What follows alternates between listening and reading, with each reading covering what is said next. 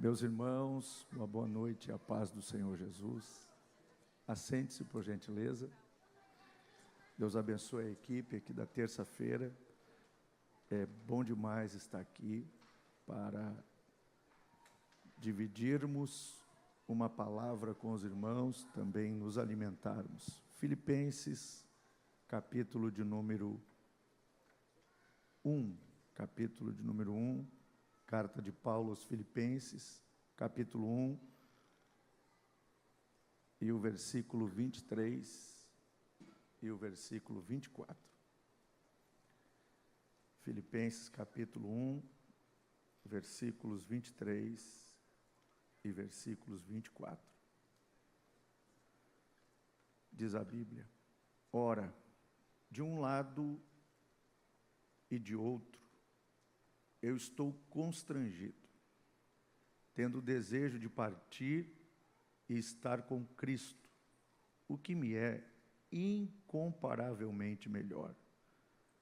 Mas por vossa causa me é necessário permanecer nesta carne. Mas por vossa causa me é necessário permanecer nesta carne. Deus abençoe. Estava ouvindo o pastor Alexandre falando sobre a esperança e alegrei meu coração, porque eu tenho algo do coração de Deus ao seu coração, e você pode ter certeza de uma coisa: você que está aqui é a esperança para alguém. Diga isso para quem está ao seu lado: você é a esperança para alguém. Glória a Deus. Você é a esperança para alguém. Quando nós abrimos a Bíblia neste texto, uma carta que Paulo escreve à pequena igreja de Filipos, esses dois versículos, eles vão para duas direções totalmente diferentes uma da outra. Mas dentro deste texto, nós encontramos uma experiência que o apóstolo Paulo teve, uma experiência que, quem sabe, muitos de nós já tivemos, e quem sabe esta noite, você que está aqui, poderá se identificar com o que eu vou trazer ao seu coração. Eu e você sabemos muito bem quem era Saulo de Tarso, até se transformar em um Paulo, o grande perseguidor.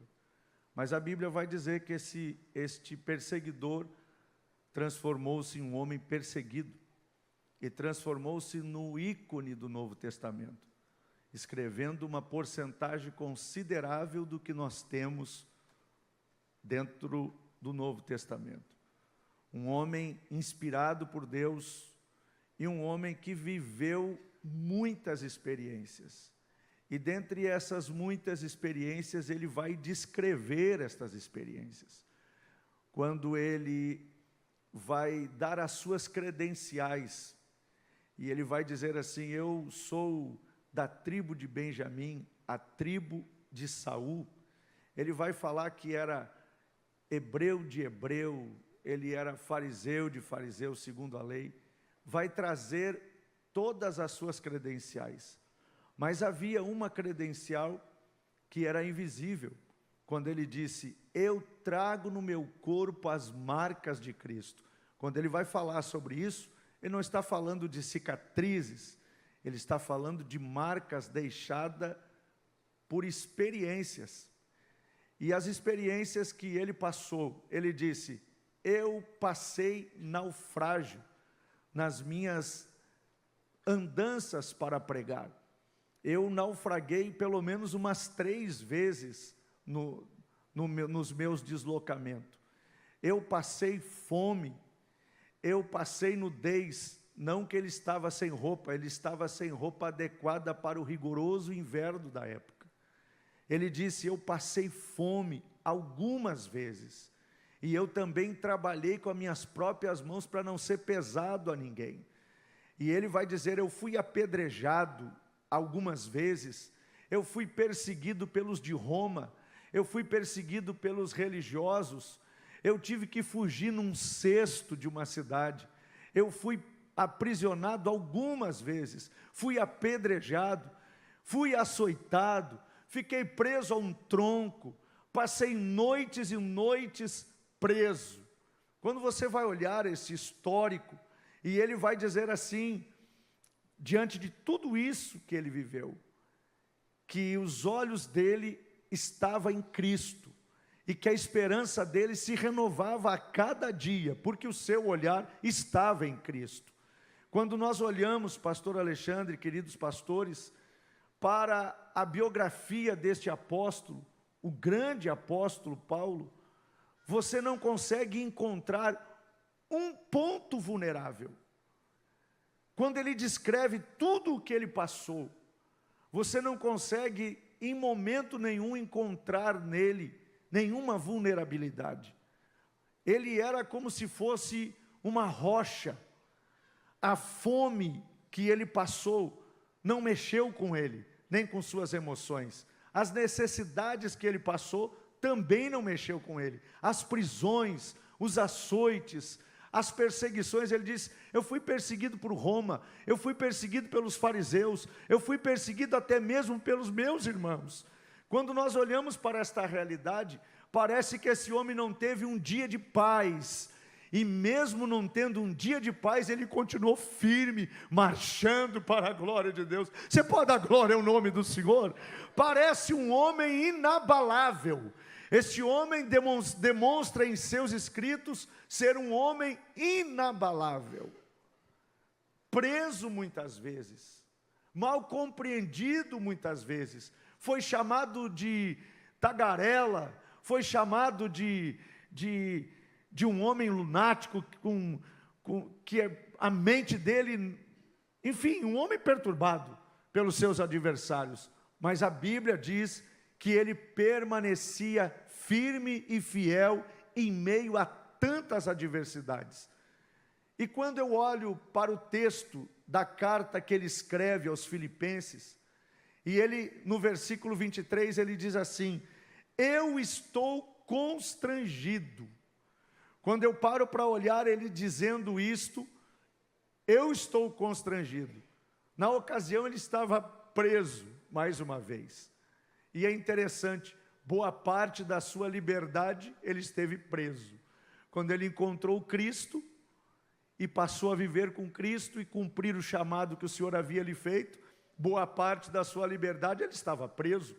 E mesmo preso, a Bíblia diz que entre as algemas, entre as correntes, ele conseguia orar e cantar ao Senhor. Aleluia. Você pode levantar as suas mãos e adorar ao nome do Senhor.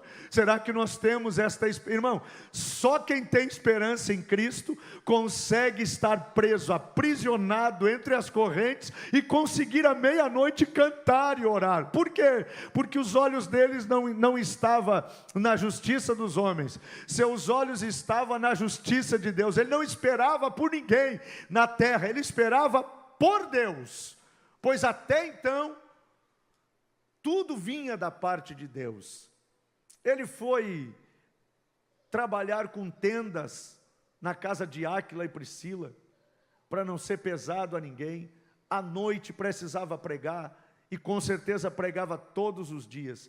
Mas esta palavra, me sinto constrangido, mexeu comigo. Como que um homem desta envergadura de fé, firmeza e perseverança, chega ao ponto de dizer assim, eu quero ir para o céu, eu quero descansar, eu quero estar com Cristo, porque isto me é incomparavelmente melhor.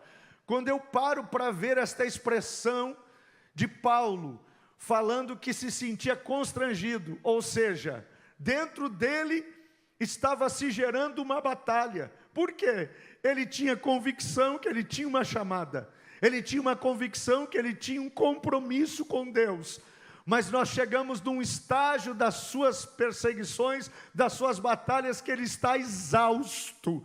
Ele chegou a um ponto de estar exausto. E eu quero me dirigir, quem sabe, a alguém que está aqui, está enfrentando algo semelhante que o apóstolo Paulo enfrentou. Você passou pela tempestade de pé. Você passou pela perseguição de pé. Você passou pela crise financeira de pé. Mas de repente você entrou nesta última terça-feira, e a sua estrutura de fé, sua estrutura emocional, sua estrutura mental, diante deste desafio que você está enfrentando, está mexendo com você. Aleluia. Você consegue dar um abraço em quem está ao seu lado e diga para ele: renove a sua esperança. Não importa a maneira que você chegou aqui, Deus tem uma palavra para o seu coração. Você não é de ferro, você é de carne e osso, e o Senhor sabe disto. O apóstolo Paulo vinha nesta peleja, vinha nesta batalha, vinha na perseverança, mas de repente esta prisão mexeu com ele. Esta batalha mexeu com ele. Este desafio mexeu com ele. Mexeu tanto com ele, que ele não conseguia olhar para trás e se alegrar por tudo que havia feito, e não conseguia olhar para frente. E parece que a sua visão ficou enuviada, como diz o gaúcho. Ele não conseguia olhar fora daquelas grades. Ele não conseguia olhar com um olhar de perspectiva. Ele não conseguia olhar para frente e ver uma luz no fim do túnel. Quando ele disse: eu estou constrangido, eu sei que o melhor é estar com Cristo. Mas quando ele está dizendo isto, ele está revelando o momento de sua fragilidade humana. E ele está dizendo: eu não quero ceder, mas eu estou entregando os pontos. Eu não quero reconhecer, mas eu estou cedendo. Eu não quero reconhecer. Ele olha para trás e sente o peso da responsabilidade que Deus confiou a ele. Mas era tão dura a batalha que ele estava enfrentando, que ele olha para frente e não consegue renovar a sua esperança. Ele não consegue renovar a sua esperança. Ele olha para entre as grades, mas não consegue ver a porta se abrindo. Ele não consegue ver a resposta vindo. Ele orava, clamava, chorava, mas parecia que o céu estava fechado.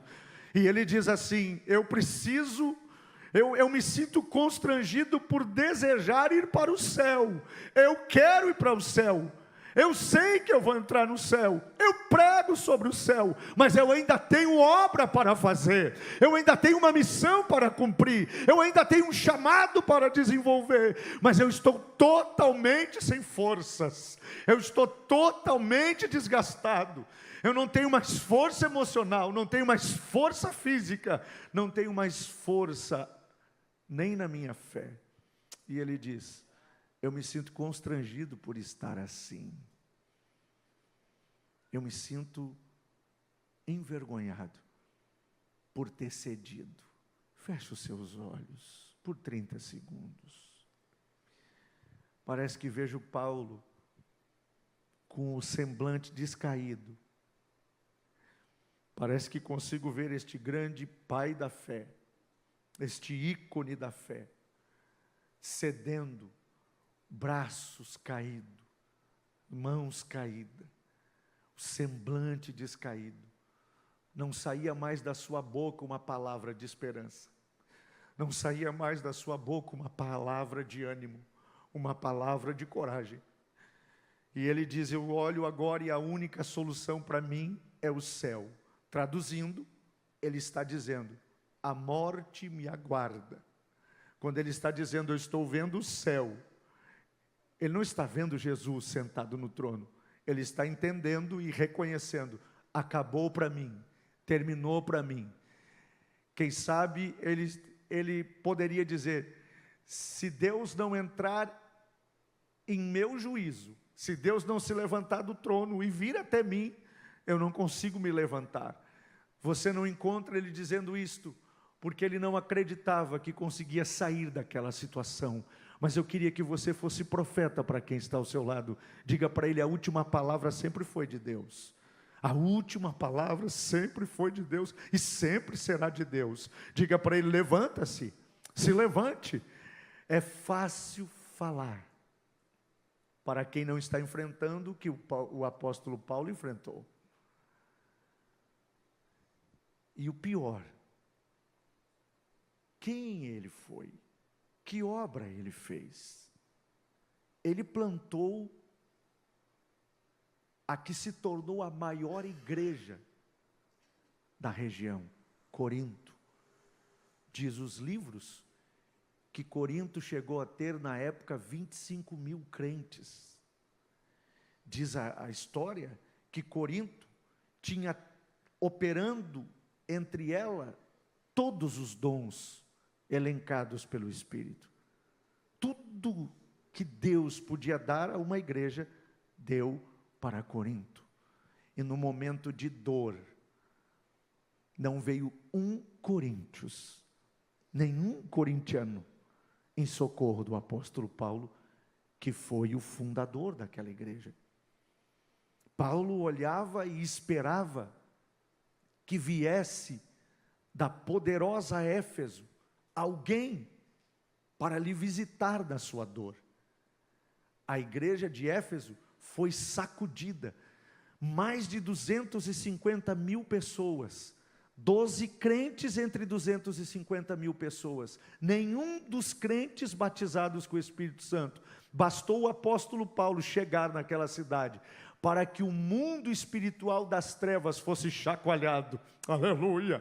Você vai ler a carta de Paulo aos Efésios e você vai ler quando Paulo chega em Efésios, ele simplesmente sacudiu as trevas naquela cidade, ao ponto dos bruxos reunirem em praça pública seus livros de encantamento e queimarem em uma grande fogueira, porque não tinha mais bruxo, não tinha mais macumbeiro e não tinha mais aluno das trevas, porque Paulo, um homem cheio do Espírito Santo, chegou naquela cidade e dominou o mundo espiritual. E no momento de dor, de angústia, de aflição, ele esperava que alguém fosse lá lhe abraçar, alguém viesse lhe dar uma palavra, alguém viesse lhe visitar da sua dor. Não, ninguém veio lhe visitar.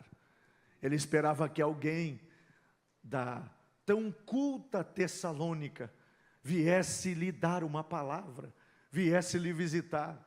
Irmão, e quando você trabalha, produz e não tem um mínimo de reconhecimento, qual é a sensação que vem?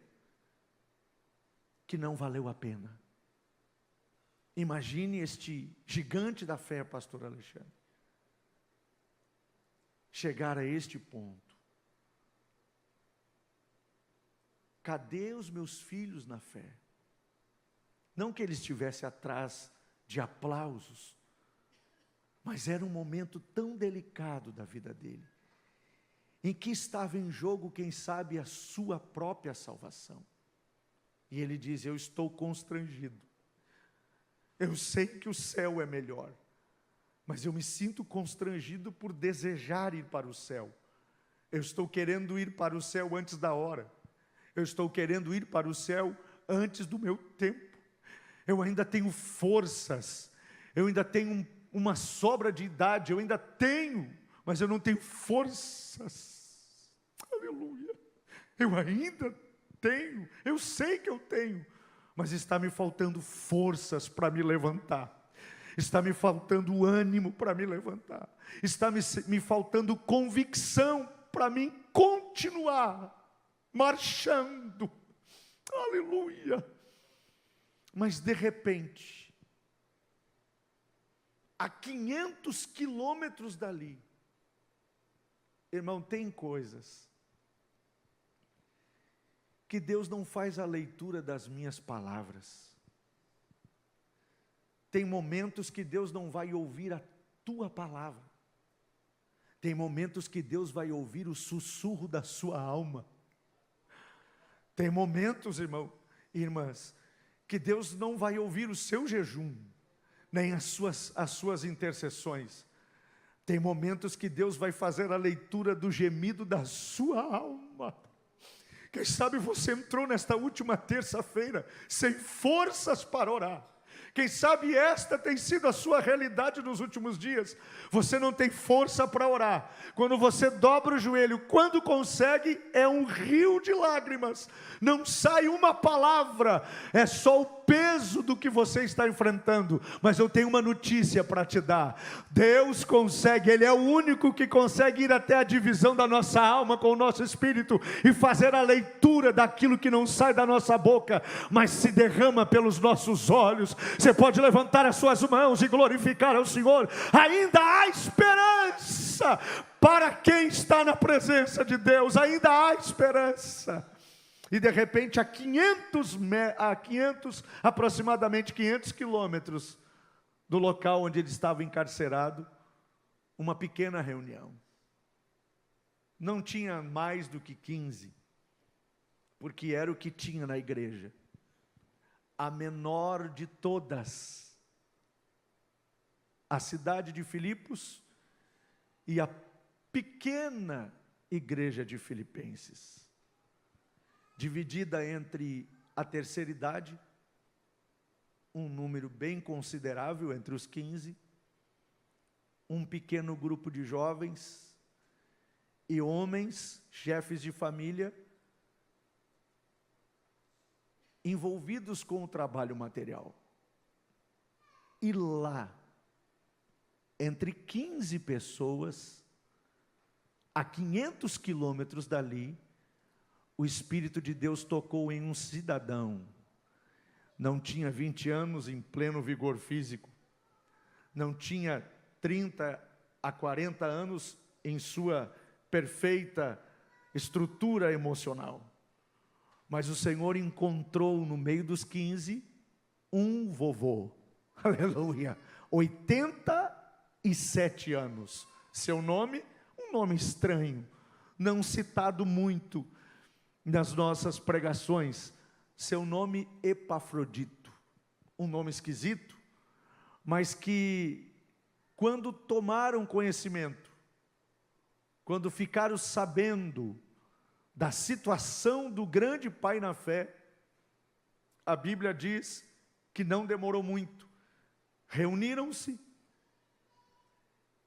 arrecadaram recursos, remédio, alguns livros e a capa para se cobrir no inverno. Quem vai? Quem se prontifica a ir? Fazer uma viagem de 500 quilômetros a cavalo. Quem sabe foi perguntado para os chefes de família, todo mundo deu as suas desculpas. Perguntaram para os jovens, ninguém tinha disposição, pois era muito perigoso. Então, levanta-se Epafrodito e diz, eu vou. Esse homem não tinha ideia do que estava acontecendo e quem estava movendo a circunstância. Você consegue dizer para quem está ao seu lado? Você está aqui, você entrou por aqueles degraus e se assentou aqui, aleluia. Mas não se preocupe, o céu está em movimento em seu favor. É o que o texto vai me fornecer. O céu está em movimento em seu favor. O reino dos céus se move em seu favor. A Bíblia vai dizer que Epafrodito prepara a sua cavalgadura e por 500 quilômetros ele cavalga em direção aonde estava o apóstolo. A Bíblia vai dizer que 3 vezes durante este trajeto ele quase veio a óbito devido à sua fragilidade pela idade e à dificuldade da viagem. Mas conseguiu chegar ao seu destino. Aleluia. Conseguiu chegar ao seu destino. Qual era o seu destino? Não era o grande centro, mas era uma prisão. De repente o carcereiro vai até o cárcere onde estava Paulo e diz, ô cidadão, você tem uma visita. Quem sabe Paulo nem acreditou que alguém pudesse olhar para ele. porque ele estava vivendo um dos piores vales da vida dele. Eu não sei você, quem já viveu um vale? Eu já vivi. Quem já não passou por um deserto? Quem já não teve que enfrentar um desafio? Parece uma fala tão clichê. Irmão, quem de nós já não passou por uma situação dessas, em que a sua estrutura inteira, da cabeça aos pés, é sacudida? Quem de nós já não orou e o céu esteve fechado? Quem de nós já não proferiu uma sentença: se Deus não falar comigo, nunca mais eu boto os pés na igreja? Quem de nós já não veio no culto desejoso de ouvir a palavra de Deus, e Deus toma um profeta, fala com o meu vizinho, mas não fala comigo? A palavra fala com alguém que eu vejo se derramando, mas eu pareço mais seco do que uma cisterna sem água. Quem de nós já não passou, já não enfrentou isto, ao ponto de você olhar e dizer assim: eu quero morrer, eu não tenho mais solução, eu não vejo mais saída, eu não consigo ver saída, não consigo encontrar resposta, eu estou perdido, minha mente está virada de cabeça para baixo. Assim estava este homem, e ele disse: eu me sinto constrangido de ter cedido a tantas tentações, eu me sinto constrangido. Ou seja, como pode essas batalhas ter me atingido e me ferido? Mas de repente o carcereiro diz assim: Paulo, tu tens visita. Provavelmente ele nem acreditou, mas de repente chega aonde ele estava preso, um senhor de idade de 87 anos, trazendo consigo alguma coisa nas mãos. E parece que eu estou vendo Epafrodito olhar para ele e dizer assim: não desanime, porque eu sou o resultado do teu trabalho. Aleluia. Eu estava na minha casa quando o Senhor tocou o meu coração e me mandou vir aqui. Eu vim aqui para visitar o meu pai na fé, e parece que eu estou olhando o apóstolo Paulo recobrando as suas forças, recobrando o seu ânimo. Parece que eu estou vendo um homem caído, de semblante caído, agora com aquela visita, conseguindo erguer os olhos. Oh, e quem sabe dizer: eu ergo os meus olhos para o céu, de lá vem o meu socorro. Você pode por um minuto levantar as suas mãos e adorar ao Senhor.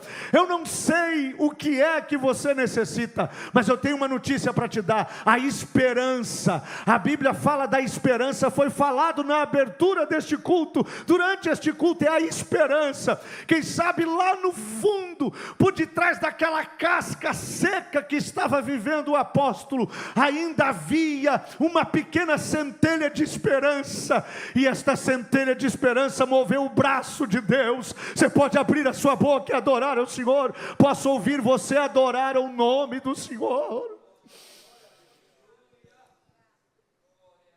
E a Bíblia diz que a visita de Epafrodito mudou por completo a história do apóstolo. Pastor Alexandre, sabemos da sua habilidade com as palavras, mas alguém imagine dentro de uma prisão, escrevendo uma crônica, o que será que sairia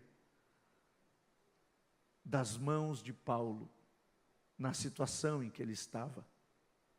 Quem sabe ele escreveria, se ao escrever aos Filipenses ele teve a coragem de dizer: eu estava constrangido. Imagine o que mais ele falaria. Mas de repente o versículo 24 do mesmo capítulo mostra para todos nós o impacto da visita de Epafrodito.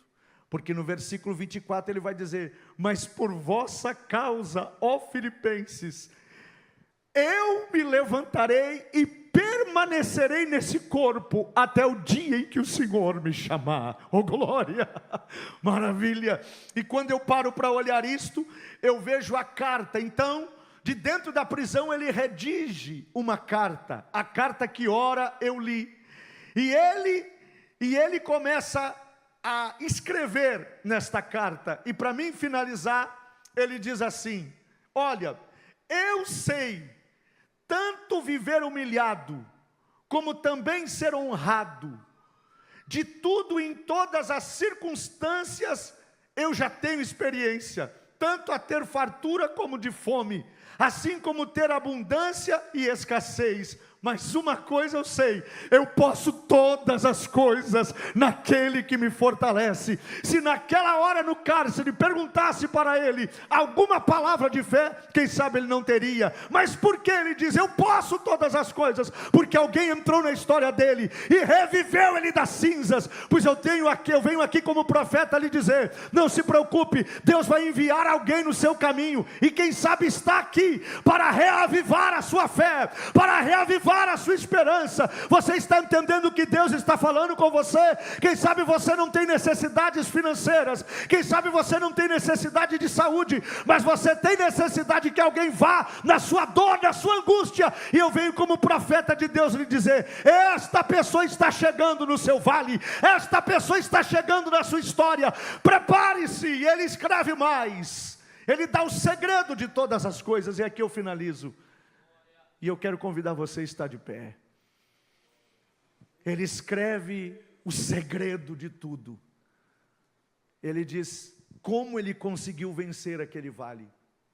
Ele diz assim: uma coisa eu faço, esquecendo-me das coisas que atrás ficam, avanço para as que estão diante de mim, prossigo em direção ao alvo. Eu gostaria de dizer algo para você. Aquela